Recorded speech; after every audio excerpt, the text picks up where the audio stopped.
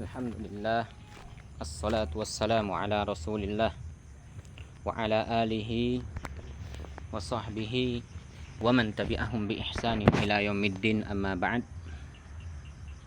Puji syukur kita panjatkan kehadiran Allah subhanahu wa ta'ala yang telah memberikan kita begitu banyak kenikmatan, memberikan kita kesehatan, memberikan kita luang waktu, sehingga Allah masih memberikan kita kesempatan untuk menuntut ilmu, untuk beramal soleh. Dan semoga setiap amal soleh yang kita kerjakan itu diterima oleh Allah Subhanahu wa ta'ala dan menjadi pemberat timbangan ibadah kita di hari kiamat,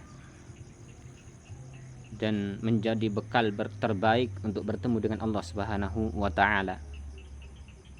Salawat serta salam semoga tetap tercurahkan kepada junjungan kita, tauladan kita, Nabi kita Muhammad sallallahu alaihi wasallam, kepada keluarga beliau, sahabat beliau, dan kepada umat beliau seluruhnya. Ikhwan dan akhwat yang dimuliakan oleh Allah Subhanahu wa ta'ala,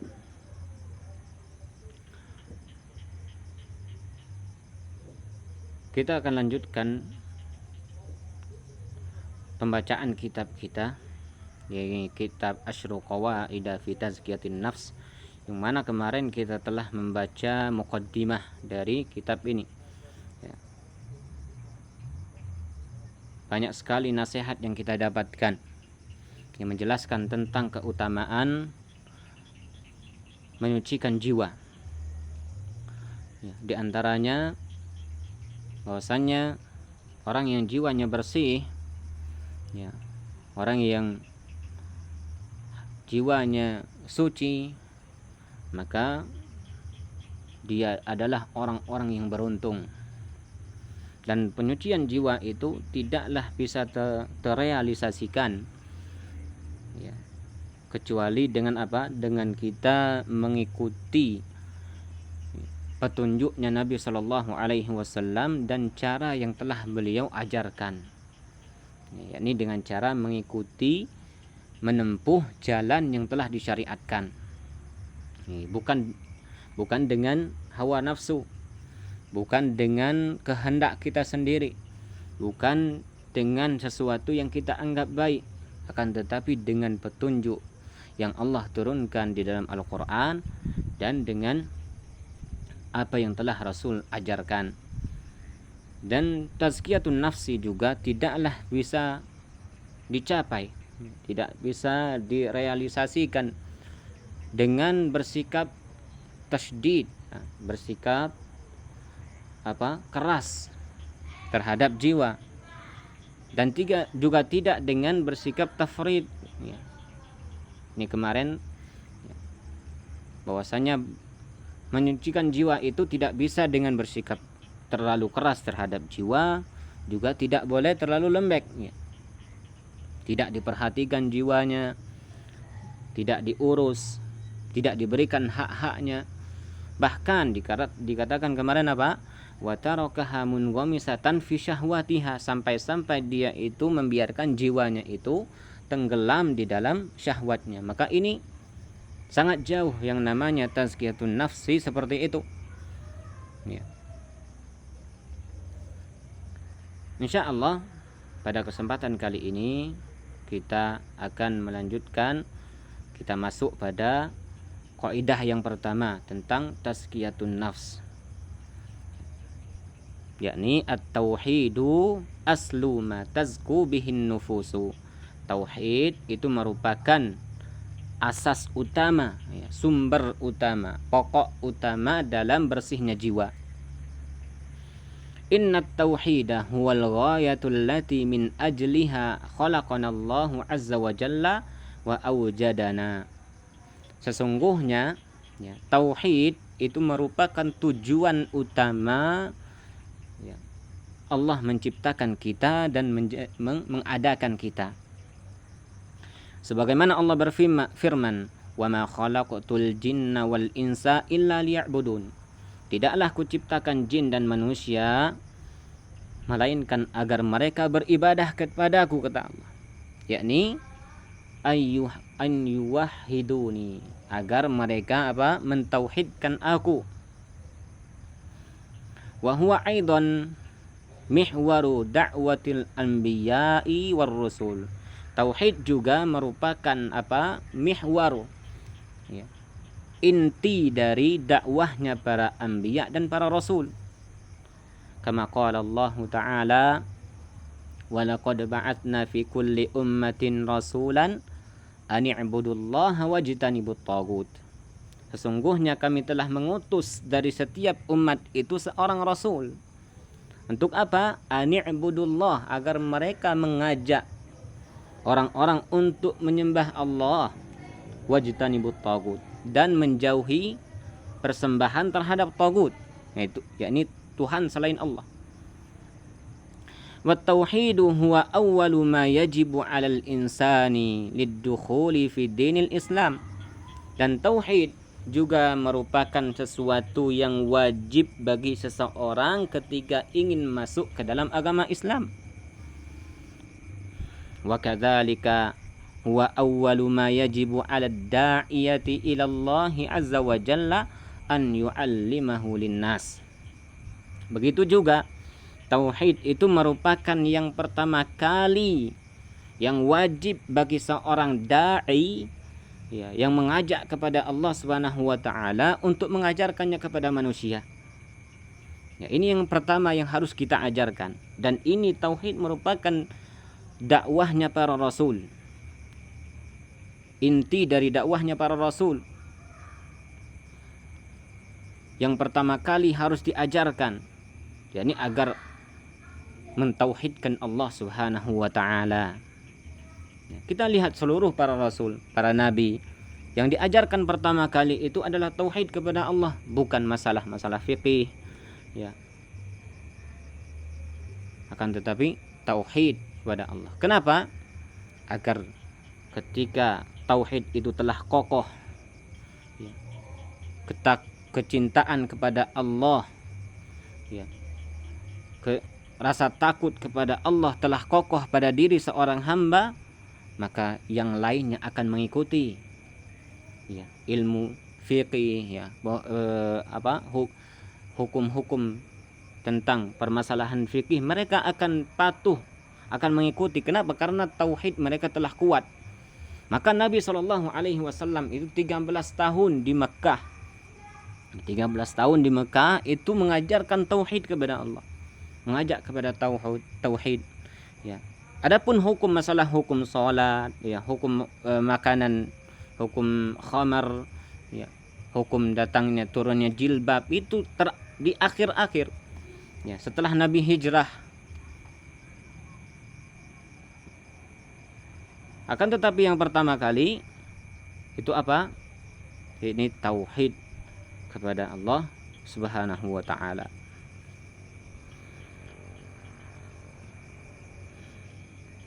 Kemudian ini sebagaimana Rasul sallallahu alaihi wasallam bersabda kepada Mu'ad bin Jabal indama ba'athahu ilal Yaman, ketika Rasul mengutus Mu'ad bin Jabal ini ke Yaman.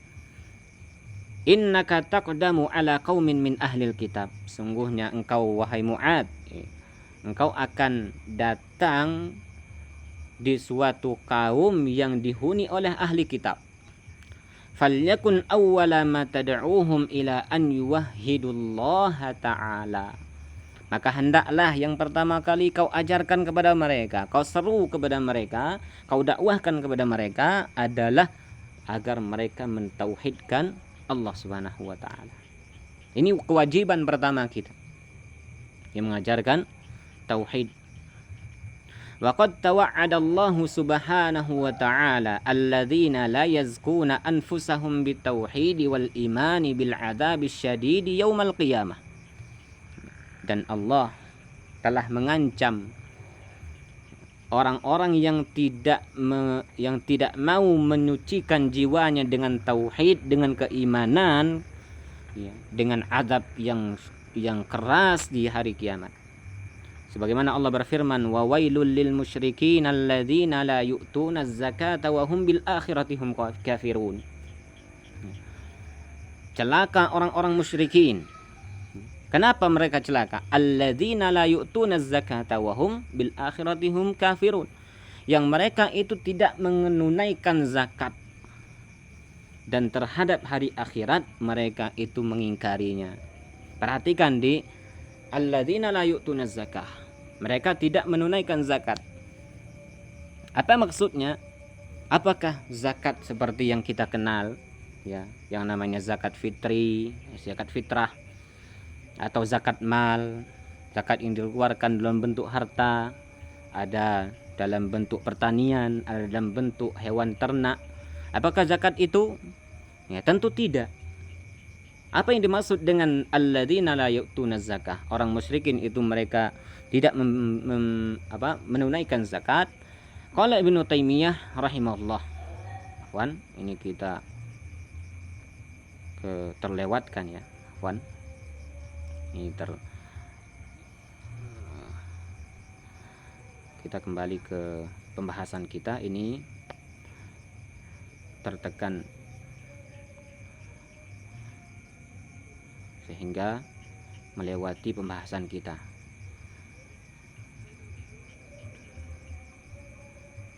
Tunggu sebentar, mohon maaf pada ikhwan dan akhwat yang dimuliakan oleh Allah Subhanahu wa taala.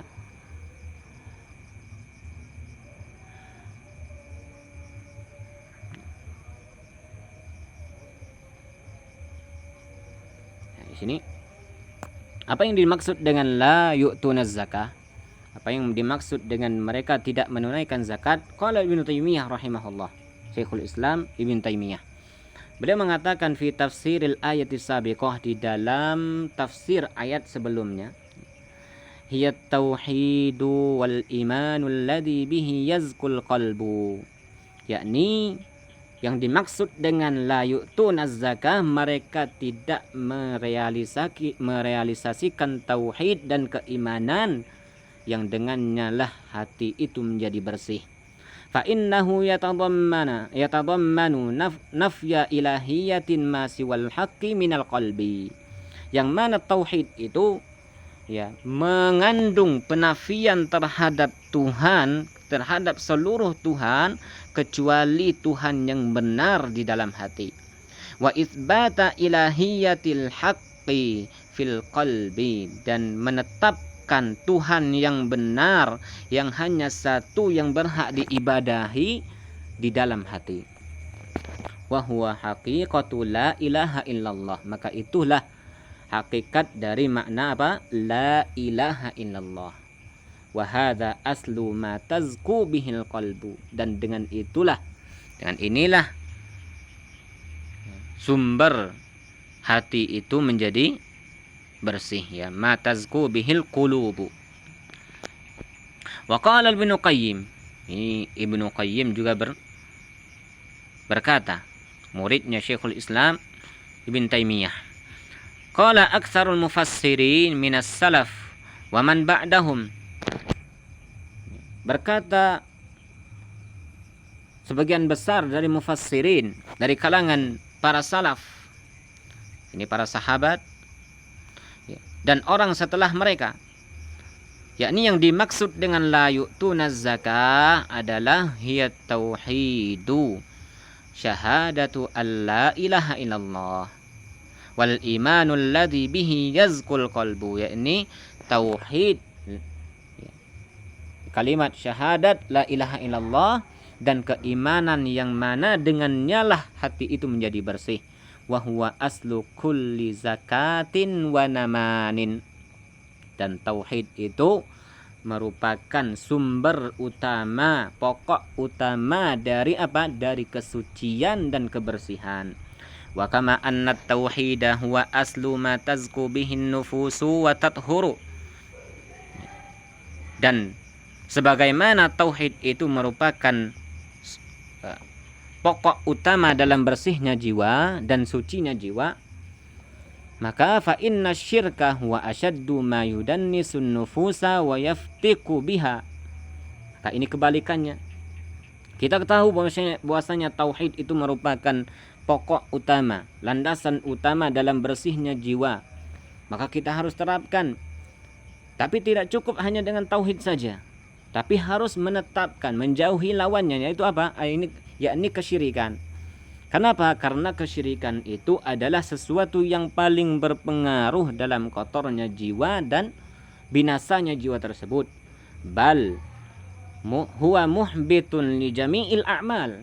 Bahkan ya, kesyirikan itu merupakan sesuatu yang menghapus seluruh amal-amal. Kama qala ta'ala wa laqad uhiya ilaika wa ilal ladzina min qablik la in asyrakta la yahbatanna 'amaluk wa la takunanna minal khasirin.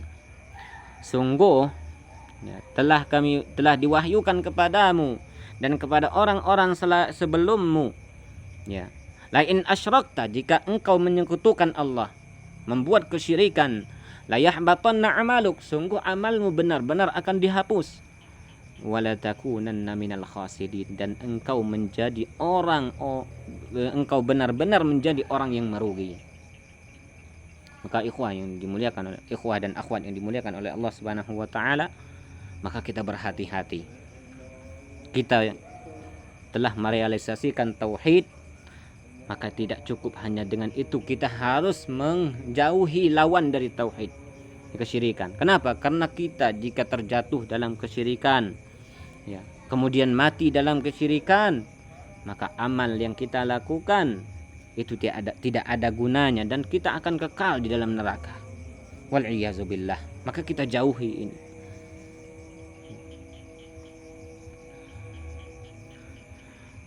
Wa huwa dzambul ladzi la yaghfiruhu Allahu azza wa jalla abadan liman mata alaihi.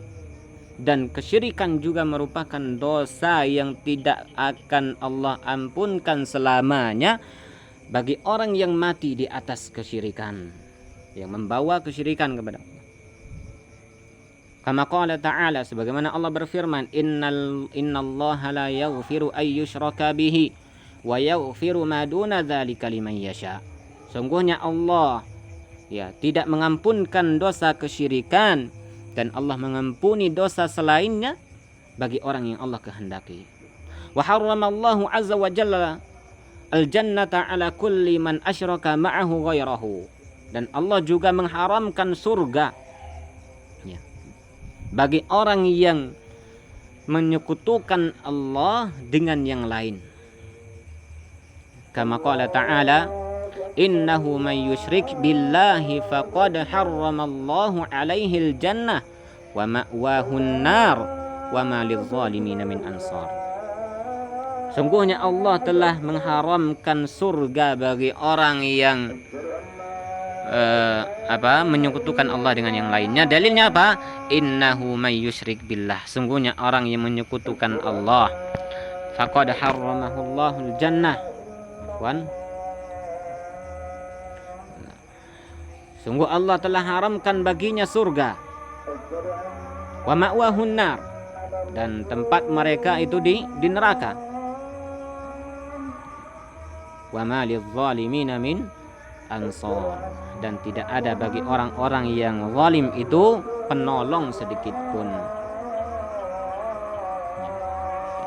Maka jika kita terjatuh di dalam kesyirikan,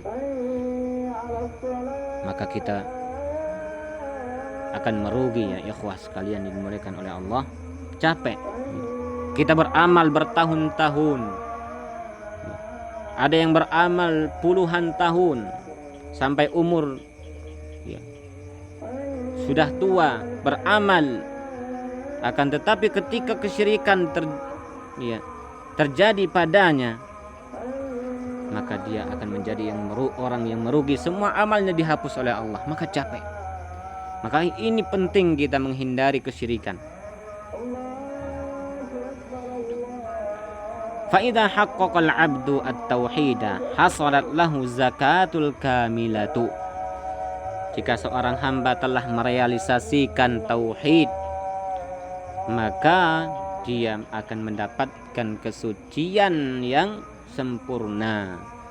wa hasalat lahul hidayatu wal amanu at-tammani fid dunya wal akhirah. Maka dia akan mendapatkan petunjuk dan keamanan yang sempurna di dunia dan di akhirat. Kama qala ta'ala, ya, alladzina amanu wa lam yalbisu imanahum bizulmin ulaika lahumul amnu wa hum muhtadun. Orang-orang yang beriman kepada Allah dan mereka tidak mencampur adukkan keimanan mereka dengan kezaliman, mereka adalah orang-orang yang mendapatkan keamanan dan petunjuk dari Allah Subhanahu wa taala. Tentang ayat ini, ikhwah dan akhwat yang dimuliakan oleh Allah. Ketika ayat ini turun, ada kisah ayat ini. Ketika ayat ini turun, maka terjadilah istilah kita sekarang itu gonjang-ganjing, kegemparan, gempar seluruh kota. Para sahabat merasa sedih, para sahabat merasa berat untuk menjalani hidup ketika ayat ini turun. Kenapa? Perhatikan, alladzina amanu wa lam yalbisu imanahum bizulmin. Mereka orang yang beriman dan mereka tidak mencampur adukkan keimanan mereka dan kezaliman. Para sahabat sadar mereka itu di samping mereka beribadah kepada Allah, mereka sholat, mereka puasa, mereka bersedekah, mereka melakukan amal-amal soleh. Di samping itu mereka juga bermaksiat kepada Allah. Mereka manusia, mereka bermaksiat kepada Allah, mereka buat dosa. Maka ketika ayat ini turun, para sahabat merasakan kesedihan, merasakan suatu keberatan di dalam menjalani hidup. Maka mereka mengadu kepada Rasul sallallahu alaihi wasallam, "Ya Rasulullah, ayyuna la yadhlimu nafsahu?" Ya Rasulullah, siapa di antara kami yang tidak pernah menzalimi dirinya? Maka Rasul mengatakan, "Innama laisa kalladzi ta'nun." Sesungguhnya yang kalian kira itu, yang kalian maksudkan bukanlah demikian. Yang dimaksud orang yang beriman kemudian beramal soleh terus mencampur adukkan kezaliman mereka dengan dosa-dosa mereka dengan keimanan mereka, bukan itu maksudnya. Ya. Akan tetapi apa? Rasul mengatakan, "Alam tasma'u maqala abdus salih." Tidakkah kalian telah mendengar, mengetahui, mendengar apa yang dikatakan oleh siapa? Abdul Saleh, hamba yang saleh. Siapa? Luqman. Ya. Di dalam surah Luqman dia mengatakan, "Inna syirka la dzulmun azim." Bahwasanya kesyirikan itu adalah kezaliman yang besar. Jadi yang dimaksud dalam ayat ini bukanlah orang yang beribadah, ya. Dia sholat, dia puasa, dia bersedekah, melakukan amal-amal soleh, kemudian samping itu dia bermaksiat. Ya. Bukan itu yang maksud. Maksud kemaksiatan di sini, kezaliman di sini adalah kesyirikan. Orang yang beriman dan mencampur keimanan mereka dengan kesyirikan, maka itulah orang yang dimaksud dengan ayat ini. Famata akhlasal abdu az-zulla lillahi wal mahabbata lahu khalasat a'maluhu wa sahhat wa zakat nafsuhu wa tabat.